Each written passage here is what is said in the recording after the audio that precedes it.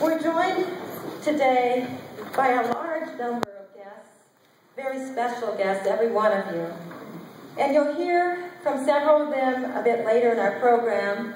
I would like to acknowledge them before we begin.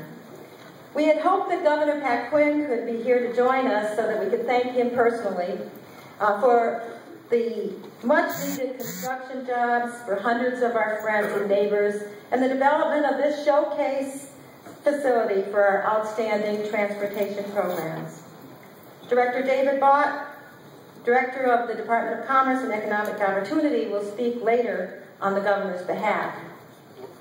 I also want to thank Peter O'Brien, Chairman of the Capital Development Board, and members of the Capital Development Board, who will be named later, and the Executive Director, Jim Underwood, for your support and leadership. State Representative Mike Bost and State Senator David Luchtefield, good friends to our university, are in the audience, and they'll be recognized later. Senator Gary Forby and Representative Brandon Phelps are also here. And I want to acknowledge Melissa Odell Olson, Staff Assistant to Senator Dick Durbin, and Holly Healy, District Aide to Congressman John Simkus. Thank you all for being here. We're also honored to have here with us today a longtime and very effective advocate and good friend of SIU Carbondale, Congressman Jerry Costello. Thank you for being here, Congressman, and for all that you've done to support our students and our university. We also appreciate having the chair of our SIU Board of Trustees, John Simmons, with us, along with trustees Mark Henricks, Roger Heron, and student trustee Jessie Clare.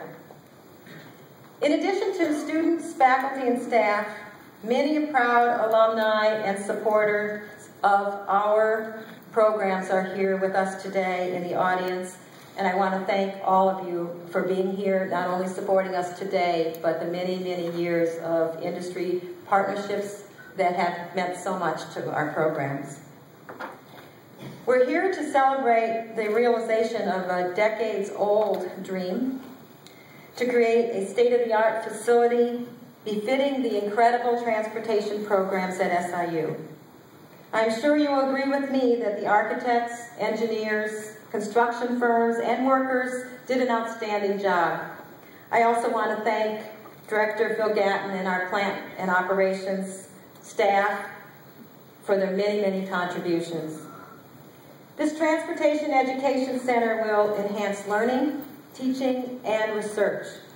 It'll be a wonderful recruitment tool, and it will create economic development opportunities. What we really are celebrating is the commitment, the passion, the accomplishments of current and former students, faculty, and staff.